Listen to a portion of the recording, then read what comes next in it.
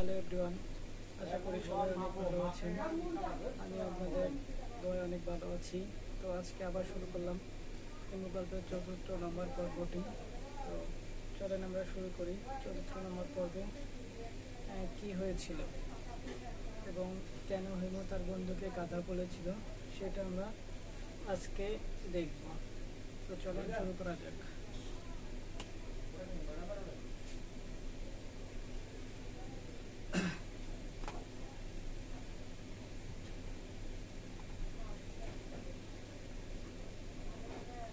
কাজ করে না কেন?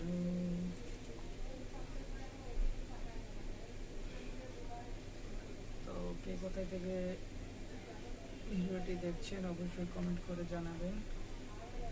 আশা করি আপনাদের অনেক ভালো লাগবে।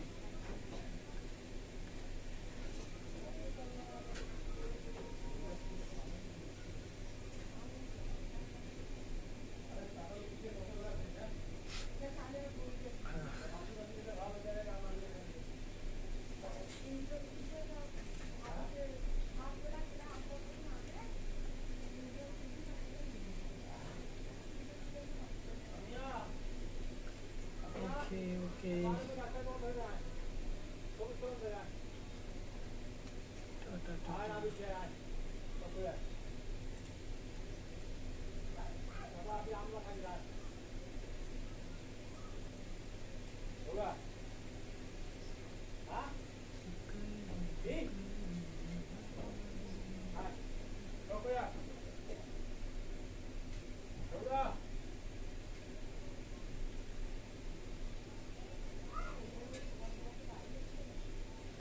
ওকে, তো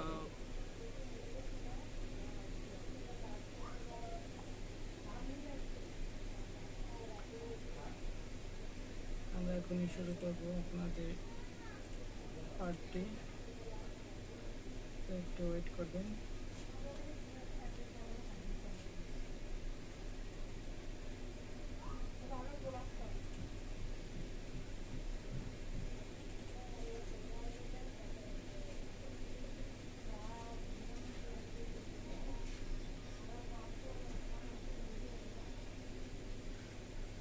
সতেরো,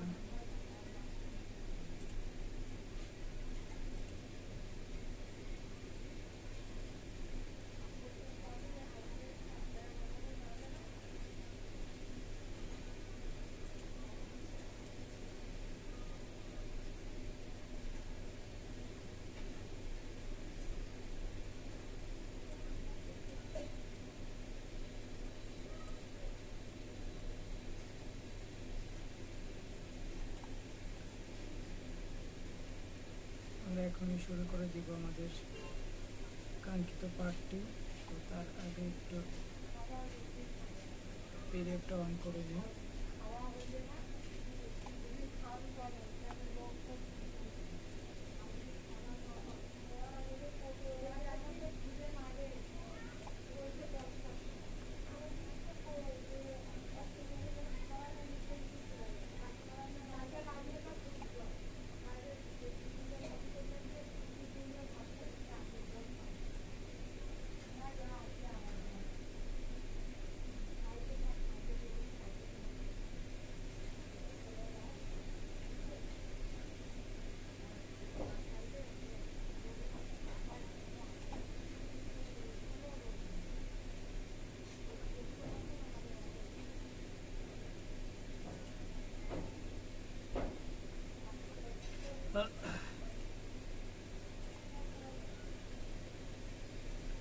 ওকে,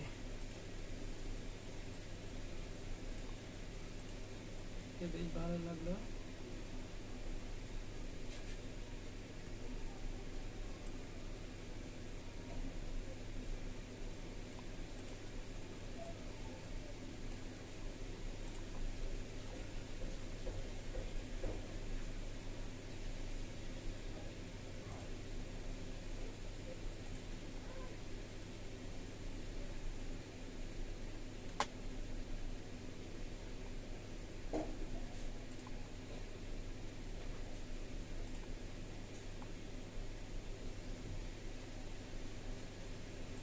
আর একটা পার্ট আছে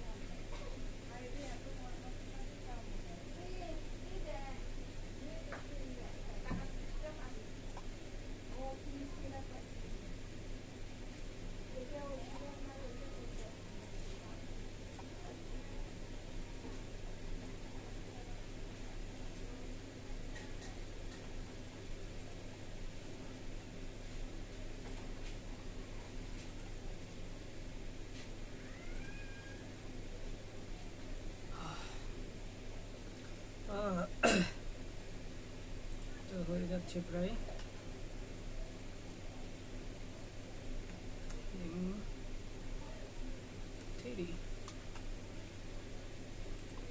লোকেশনটা সিলেক্ট করে দিচ্ছি যাতে খুব সহজে পেয়ে যায়।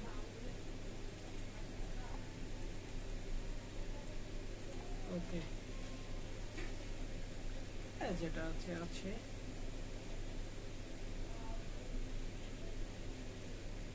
বেশি টাইম আই থিঙ্ক লাগবে না, সমস্যা নেই, এক্সপোর্ট করে দিই।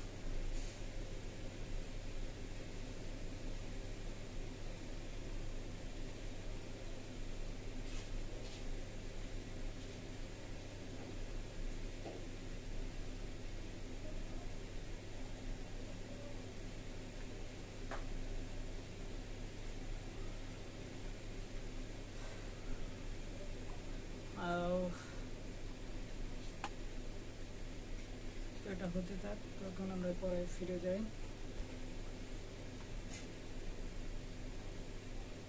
ওদের সঙ্গে থাকতে হবে, ওদের মতো ভিক্ষক ঢুকিয়েছেন আপনি, ওকে বলেছেন ভিক্ষকদেরকে জানতে হবে, ভিক্ষুক হতে হবে, ওদের সঙ্গে থাকতে হবে, ওদের মতো ভিক্ষা করতে হবে। বলেননি এমন কথা? বলেছি। আপনি তা বিশ্বাস করেন? করি। তার মানে আপনি বলতে চাচ্ছেন কেউ যদি পিঁপড়াদের সঙ্গে গবেষণা করতে চায় তাহলে তাকে পিঁপড়া হতে হবে এবং পিঁপড়াদের সঙ্গে থাকতে হবে, পিঁপড়াদের খাবার খেতে হবে, ওদের ভালো মতো জানতে হলে ওদের করতে হবে, কিন্তু সেজন্য উপায় নেই। ভিক্ষকদের ব্যাপারে উপায় আছে, যা পিঁপড়া মানুষের জন্য ক্ষতিকারক মানুষ। আমি আপনাদের অপছন্দ করি না, আপনি জানেন। আমি যে আপনাকে কি পরিমাণে অপছন্দ করি তা আপনি জানেন। না, জানি না। মাকড়সা আমি যতটা অপছন্দ করি আপনাকে তার থেকেও বেশি অপছন্দ করি। আজ আমি বারান্দায় বসেছিলাম, আপনি যখন আসছিলেন তখন ইচ্ছা করছিল ফুটিকে বলে ধরে লোকটাকে ছিঁড়ে টুকরো টুকরো করে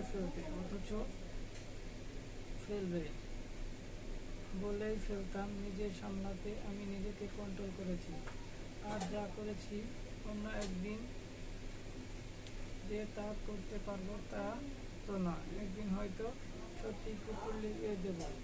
নিন আরেক কাপ চা খান। আমি আরেক কাপ চা নিলাম। নিতু বলল, আপনার সম্পর্কে অনেক গল্প প্রচলিত আছে, আপনি নাকি মহাপুরুষ জাতীয় মানুষ, মানুষের ভবিষ্যৎ বলতে পারেন। আমি তার এক বিন্দু বিশ্বাস করি না, আমি নিজেও করি না।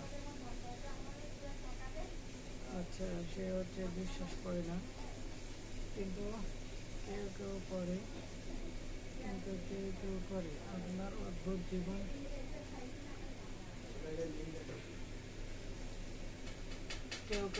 আপনার অদ্ভুত জীবনযাপন প্রণালীর জন্যই করে। নোংরা কাপড় পরে রাস্তায় ঘুরে বেরোলেই মানুষ মহাপুরুষ হয় না। যদি হও তাহলে ঢাকা শহরের 3 লক্ষ মহাপুরুষ থাকতো। এই শহরের রাস্তায় ঘুরে বেড়ানো মানুষের সংখ্যা 3 লক্ষ। বুঝতে পারছেন? পারছি।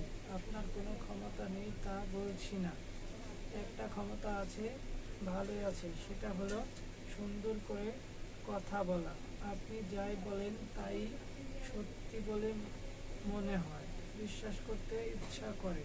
এই ক্ষমতা নিম্ন শ্রেণীর ক্ষমতা। রাস্তায় যারা ওষুধ বিক্রি করে তাদের এই ক্ষমতা আছে। আপনি যদি দাঁতের মাজন কিংবা সর্বব্যথা নিবারণী ওষুধ বিক্রি করেন তাহলে বেশ ভালো বিক্রি করবেন। নিজের সঙ্গে অন্যদের এই জায়গায় বেশ ভালো অমিল আছে। রাগের কথা বলতে বলতে অন্যদের রাগ পড়ে যায়, তার রাগ বাড়তেই থাকে, আস্তে আস্তে মুখ লাল হতে থাকে, এক সময় সারা মুখ লাল টমেটো হয়ে যায়। এখন যেমন হয়েছে। মিতু বলল, আমি অনেক কথা বললাম, আপনি তার উত্তরে কিছু বলতে চাইলে বলতে পারেন। আমি কিছু বলতে চাচ্ছি না আমি কিছু বলতে চাচ্ছি না তখন বলতে চাচ্ছি না তা না হলে আপনি কি স্বীকার করে নিলেন আমি যা বললাম সবই সত্যি? হ্যাঁ। ইন দ্য কেস আপনি আপনি কি আমার পরামর্শ শুনবেন? হ্যাঁ, শুনব।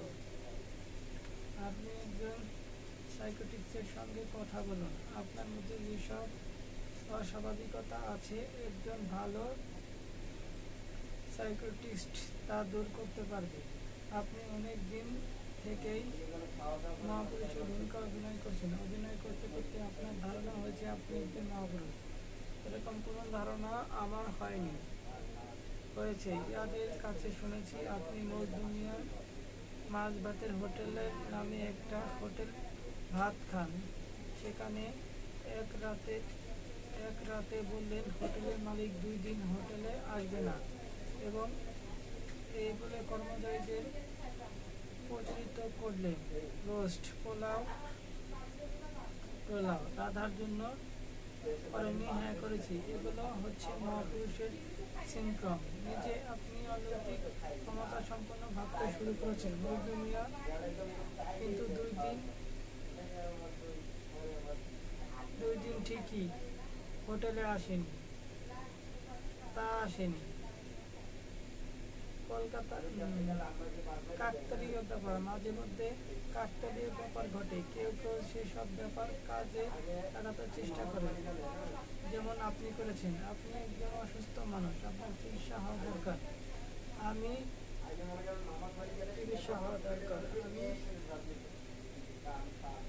আমি হাই তুলতে তুলতে বললাম, আমি চিকিৎসা করাবো। আপনি সেক্রেটারির ঠিকানা দিন।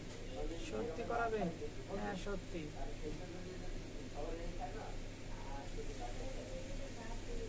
আমার কাছে কার্ড আছে, কার্ড দিয়ে দিচ্ছি। আপনি টেলিফোনে ওনার সঙ্গে কথা বলে রাখবো।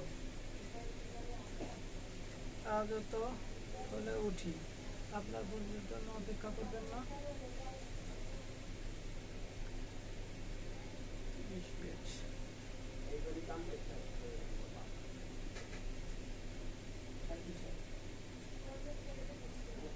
আমি হাই করতে বললাম, আজ রাতে বাসায় ফিরবে না।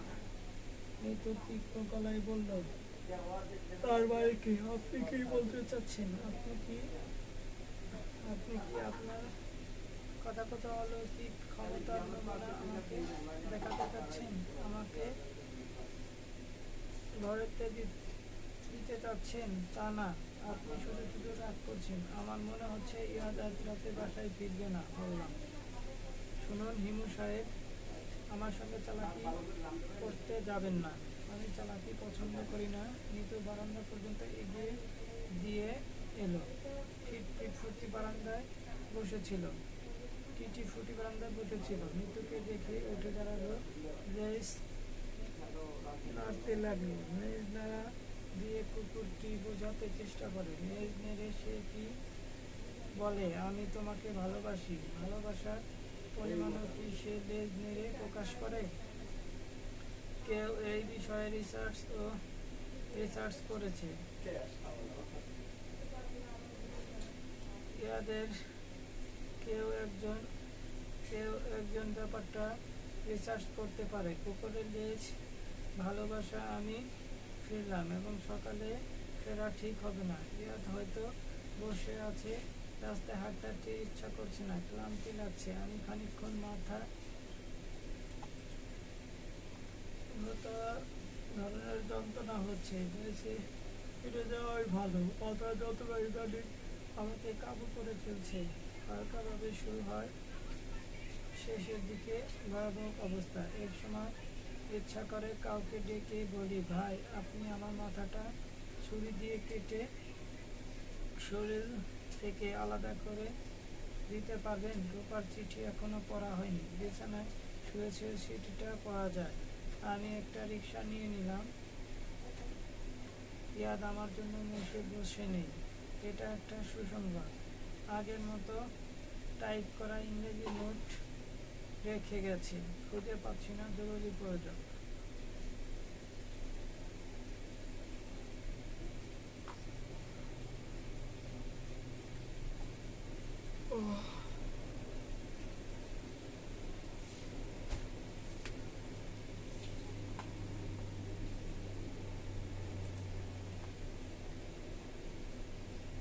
হচ্ছেই না, যেটা অবস্থা।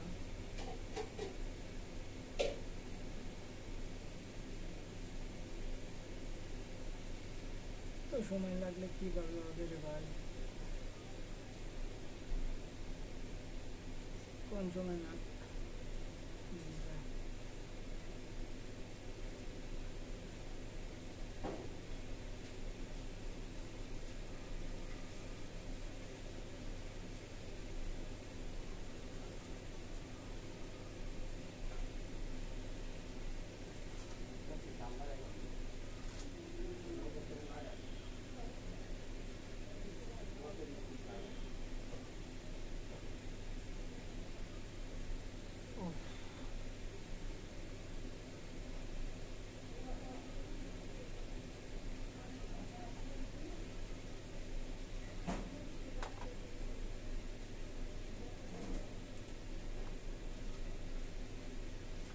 সরকারে যোগাযোগ করে ভিডিও ক্যামেরা কিনেছি, দরজা বন্ধ করে শুয়ে পড়ার সময় বললে ভালো। ওর চিঠি আমার সঙ্গে নেই, মৃতদের বাসায় পুরনো কাপড়ের সঙ্গে ফেলে এসেছি। কাপড়গুলো ইতিমধ্যে নিশ্চয়ই ধোপায় বাড়িতে চলে গেছে। মাথার যন্ত্রণা বাড়ছে। এই অসহ্য তীব্র যন্ত্রণার উৎস কি? তীব্র আনন্দ যিনি দেন, তীব্র ব্যথাও কি তারাই দেয়? কিন্তু তা তো হবার কথা না। যিনি পরম মঙ্গলময়, ব্যথা তার সৃষ্টি হতে পারে না। পাশের ঘরে হইচই হচ্ছে, তাস খেলা হচ্ছে নিশ্চয়। আজ বৃহস্পতিবার, সপ্তাহের এই একটা দিন ম্যাচে তাস খেলা হয়। শুধু তাস না, অতি সস্তার মজা আনা হয়। যারা এই জিনিস খান না, তারা 2-1 চামচ খান। সারা রাত্রি তাদের আনন্দিত কথাবার্তা শোনা যায়। এই আনন্দিত কি তারা দেয়? আনন্দ কি তার দেয়? ধুম ধুম করে দরজার কিল পড়ছে। ধুমধুম করে দরজার কিল পড়ছে। আমি ঘুমের করে বললাম, কে? কেউ জবাব দিল না। দরজার শব্দ হতে থাকলো। আমার সমস্যা হচ্ছে, শীতের ভোরে একবার লেপের ভেতর থেকে বের হলে আর ঢুকতে পারি না। এখন ঠিক মতো ভোর হয়নি, চারদিকে আঁধার হয়ে আছে। কাঁচের জানালা গাঢ় কুয়াশা দেখা যাচ্ছে। এত ভোরে আমার কাছে আসার মতো কে আছে? ভাবতে ভাবতে দরজা খুলে দেখি ইয়া। এই প্রচণ্ড শীতে তার গায়ে একটা ট্রেকিং স্যুট, পায়ে টের জুতা। নিশ্চয় দৌড়ে এসেছে। চোখ মুখ লাল, বড় বড় করে শ্বাস নিচ্ছে। ইয়াদ বলল, জগিং করতে বের হয়েছিলাম, ভাবলাম একটা চান্স নিয়ে দেখি তোকে পাওয়া যায় কি না। কতবার যে এসেছি তোর খোঁজে, এই একদিন কোথায় ছিলি? আমি জবাব না দিয়ে বাথরুমে ঢুকে গেলাম। বাথরুমের দরজা ঠেলে ইয়াদও ঢুকে গেল। আমি মুখে পানি দিচ্ছি ইয়াদের পাশে। সে বলল, ছিলি কোথায় তুই? ইয়াদের স্বভাব চরিত্রের একটি ভালো দিক হচ্ছে অধিকাংশ প্রশ্নের সে কোনো জবাব শুনতে চায় না। প্রশ্ন করা প্রয়োজন বলে প্রশ্ন করে। জবাব দিলে ভালো, না দিলেও ক্ষতি নেই। সে প্রশ্ন করে যাবে তার মনের আনন্দে। হিমু, কি কাল রাতে আমার বউকে তুই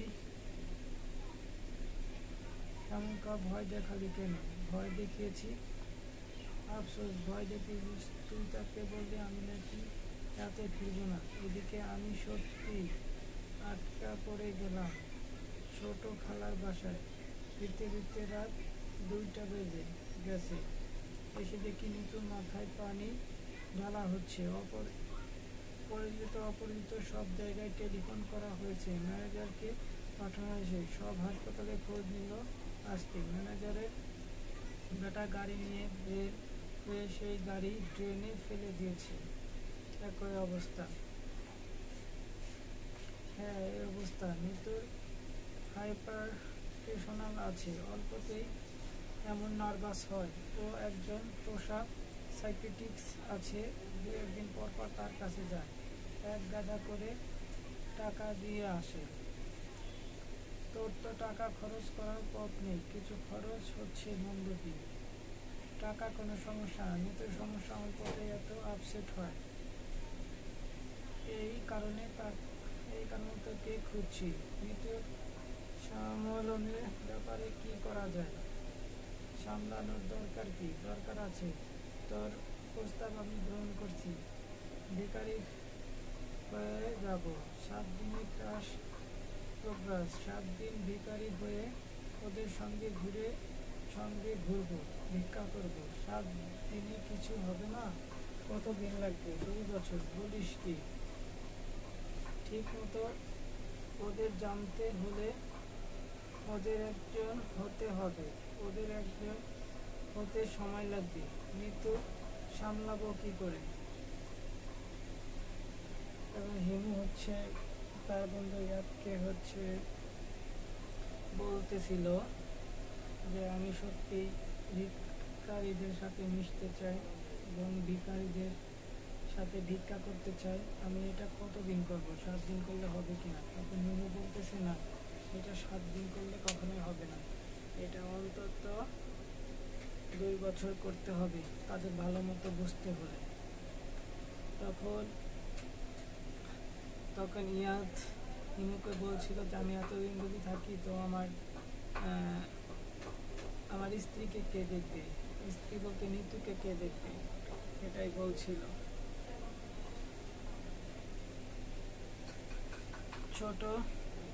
যারা ছোটখাটো ঘটনাকে আপসেট হয় তারা বড় দুর্ঘটনা সাধারণত আপসেট হয় না। মৃত্যু সামলে উঠবে, আরো বেশি বেশি করে সাইকিকের কাছে যাবে।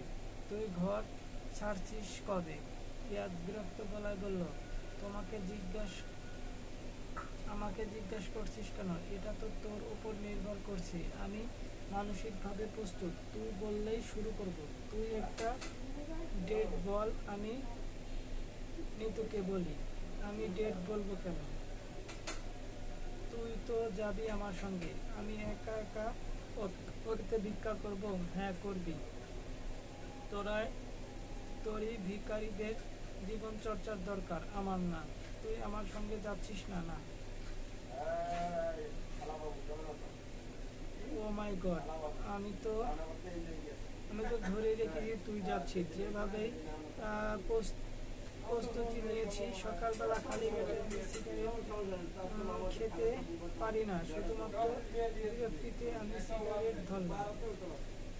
বিরক্তি ভাব গলার স্বরে যতভাবে ফুটিয়ে তুলতে বললাম, তুই ভিক্ষা করতে যাবি, সেখানে একজন ম্যানেজার নিয়ে যেতে চাস? তুই ভিক্ষা করবি, তোর ম্যানেজার টাকা পয়সার হিসাব রাখবে, খাওয়া দাওয়া দেখবে, ইট বিছিয়ে আগুন করে পানি ফোটাবে যাতে তুই ফুটন্ত পানি খেতে পারিস। যা বেটা গাধা।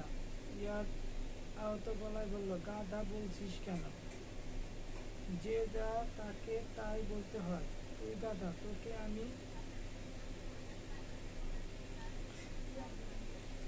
আমি বলবো যা বলছি।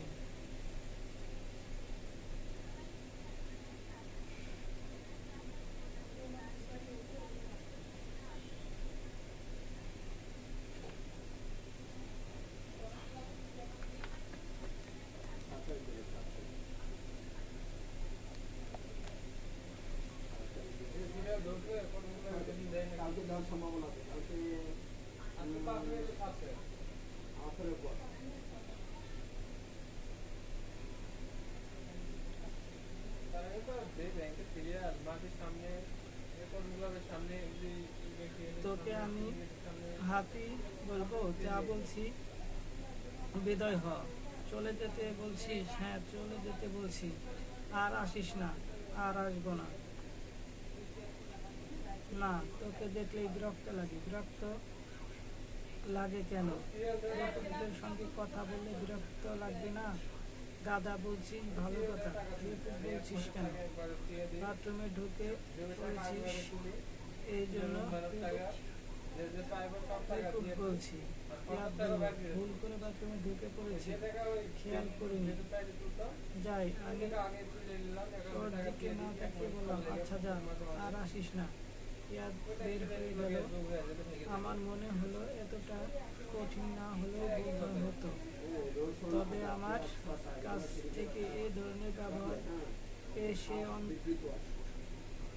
পেয়ে সে অভ্যস্ত। তার খুব খারাপ লাগে না, লাগলেও সামনে ওঠে।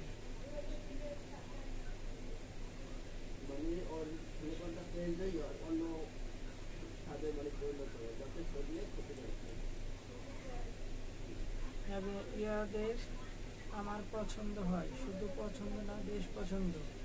রুদ্র ব্যবহার রুদ্র ব্যবহার করতে হয় পছন্দের মানুষের সঙ্গে। আমার বাবার উপদেশনা একটা উপদেশ হলো, সে মানব সন্তান। তুমি তোমার ভালোবাসা লুকাইয়া রাখি, তোমার পছন্দ ও সহিত তুমি উগ্র আচরণ করিও, যেন তোমার স্বরূপ কখনো বুঝতে না পারে। মধুর আচরণ করিবে দুইজনের সঙ্গে, নিজের আত্মপ্রকাশ রাখা ইহা প্রথম পাঠ। আচ্ছা, সে হচ্ছে সবসময় নিজের মানে ভালো ব্যাপারটা আত্মগোপন রাখতো, যাতে বুঝতে পারছি প্রকাশ না পেতে, এটা তার ইয়া ছিল। আমাদের মাঝে সকালবেলা চা হয় না, চা খেতে রাস্তায় ওপারে ক্যান্টিনে যেতে হয়। সেদিন ক্যান্টিনে পৃথিবীর সবচেয়ে মিষ্টি এবং একই সঙ্গে পৃথিবীর সবচেয়ে গরম চা পাওয়া যায়। এই চা প্রথম 2 দিন খেতে খারাপ লাগে, কিন্তু তৃতীয় দিন থেকে নেশা ধরে যায়। ঘুম থেকে উঠেই কয়েক কাপ চা খেতে ইচ্ছে করে।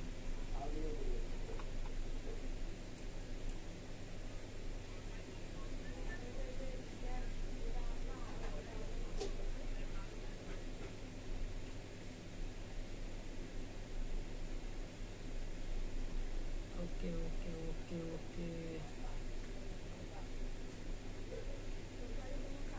এই হচ্ছে এতদূর পর্যন্ত করলাম। তারপরে পাটে আবার দেখব যে ক্যান্টিনে কি করে, কেমন চা খাচ্ছে।